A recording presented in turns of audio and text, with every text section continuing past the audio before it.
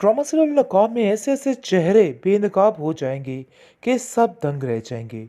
ईमान जिन्हें अपने बहुत करीब समझ रही है, वो नहीं जानती है कि वही उसकी जड़ें काट रहे हैं और अंदर ही अंदर उसका सारा काम ख़राब कर रहे हैं। क्योंकि आप देखेंगे कि ईमान से बदला लेने की खातिर अब ज़ारा क्या-क्या जतन करेगी, क्या-क्या करने वाली है। तैमूर के दिल से तो ज़ारा पहले ही उतर चुकी है, क्योंकि तैमूर जान चुका है कि इस औरत की वजह से ही ईमान घर छोड़कर गई थी, इसलिए वो कभी भी उसको इस चीज़ के लिए माफ़ नहीं कर सकता है। बहरहाल आप देखेंगे कि आहत जो है वो साथ देने की कोशिश कर रहा है ईमान का और कहता है कि आपको परेशान होने की कोई ज़रूरत नहीं। ज़िंदगी के किसी मोड़ पर भी आपको मेरी ज़रूरत पड़ी तो मैं आपका साथ दूँगा, क्योंकि तैमूर भाई ने आपकी ज़िम्मेदारी मुझे सौंपी है और इसलिए मैं कभी भी ये काम जो है गलत नहीं करूँगा। लेकिन इन सब बातों से लैला को काफ़ी गुस्सा आता है और वो कहती है कि मुझे तो समझ ही नहीं आ रही कि आखिर तुम मेरे भाई कैसे हो सकते हो? किस तरीके से सारा दिन पीछे-पीछे तुम ईमान के घूमते हो और सारे नौकरों की तरह उनके काम करते हो। जिस पर आप देखेंगे कि बिलाल कहता है कि देखो तुम भी तो यही चाहती हो ना कि तैमूर की बातों में सारे हाँ में हाँ मिलाए। तो देखो वही आहत कर रहा है, लेकिन अब ये बात तुम्हें बुरी लग रही है। आखिर ये क्या मसला है? लेकिन वो बिलाल को खामोश करवा देती है और कहती है कि तुम्हें कुछ भी बोलने की ज़रूरत नहीं है।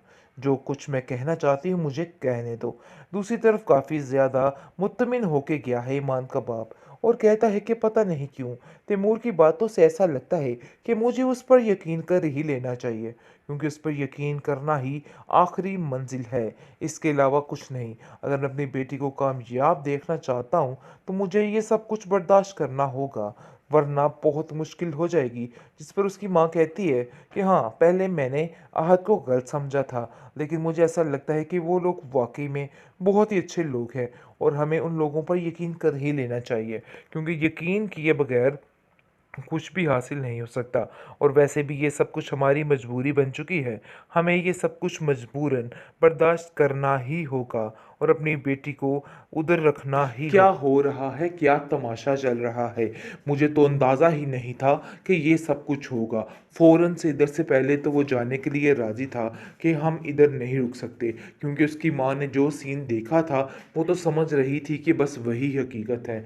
असल हकीकत की तो उसको बिल्कुल भी पता नहीं था कि आखिर क्या चल रहा है। खैर अब देखेंगे, जैसे ही ईमान सारी बात बताती है और बताती है कि अपनी जान पर खेलकर आहत ने उसकी जान बचाई है, जिसको सुनकर उसकी माँ उससे माफ़ी माँगती है और कहती है कि मुझे बहुत ज़्यादा दुःख हो रहा है कि आखिर मैंने ये क्या फ़ैसला कर दिया और क्या कह दिया। काश ये सब कुछ बोलने से पहले मेरी ज़ुबान ही कट जाती। जिस पर आप देखेंगे कि आहत कहता है कि आप कैसी बातें कर रही हैं? तैमूर भाई ने इसकी ज़िम्मेदारी उठाई है, तो इसका मतलब ये हुआ कि हम सब ने उसकी ज़िम्मेदारी उठाई है और आपको बिलावजह परेशान होने की ज़रूरत नहीं है। हम सब इसके साथ हैं और इसका साथ देंगे। जिसकी वजह से आप देखेंगे उसकी माँ काफ़ी तसल्ली में आ जाती है।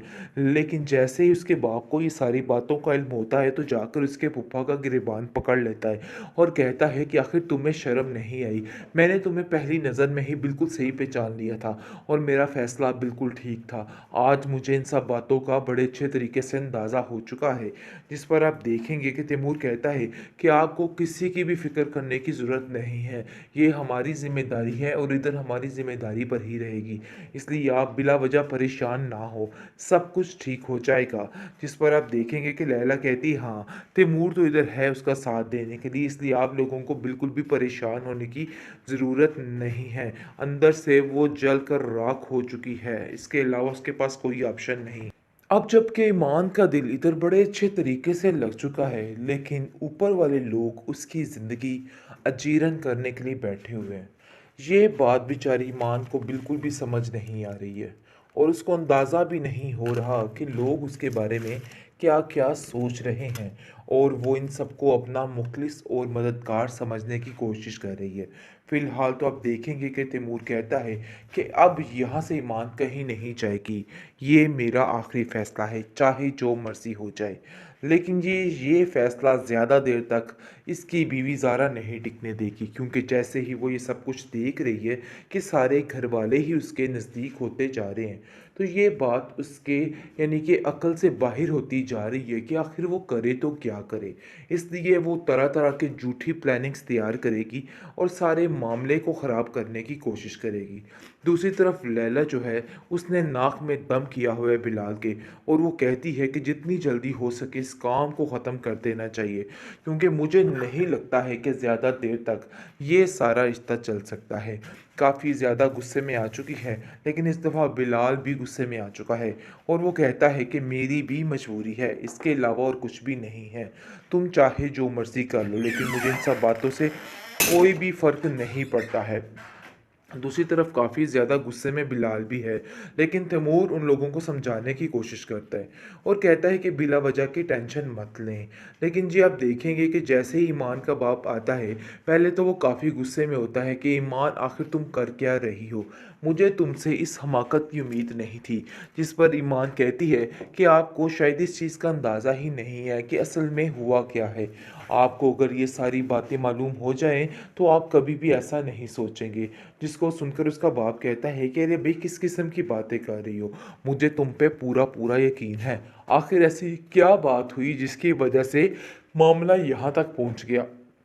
आगे से आप देखेंगे कि ईमान सारी बात जो है वो अपने बाप से करती है और उसको बताती है, जिस पर उसके बाप को काफ़ी गुस्सा आ जाता है और वो कहता है कि आखिर क्या हो रहा है, क्या तमाशा चल रहा है। मुझे तो अंदाज़ा ही नहीं था कि ये सब कुछ होगा। फ़ौरन से इधर से पहले तो वो जाने के लिए राज़ी था कि हम इधर नहीं रुक सकते, क्योंकि उसकी माँ ने जो सीन देखा था वो तो समझ रही थी कि बस वही हकीकत है। असल हकीकत की तो उसको बिल्कुल भी पता नहीं था कि आखिर क्या चल रहा है। खैर आप देखेंगे जैसे ही ईमान सारी बात बताती है और बताती है कि अपनी जान पर खेलकर आहत ने उसकी जान बचाई है, जिसको सुनकर उसकी माँ उससे माफ़ी माँगती है और कहती है कि मुझे बहुत ज़्यादा दुःख हो रहा है कि आखिर मैंने ये क्या फ़ैसला कर दिया और क्या कह दिया। काश ये सब कुछ बोलने से पहले मेरी ज़ुबान ही कट जाती। जिस पर आप देखेंगे कि हद कहता है कि आप कैसी बातें कर रही हैं। तैमूर भाई ने इसकी ज़िम्मेदारी उठाई है, तो इसका मतलब ये हुआ कि हम सब ने उसकी ज़िम्मेदारी उठाई है और आपको बिला वजह परेशान होने की ज़रूरत नहीं है। हम सब इसके साथ हैं और इसका साथ देंगे। जिसकी वजह से आप देखेंगे उसकी माँ काफ़ी तसल्ली में आ जाती है।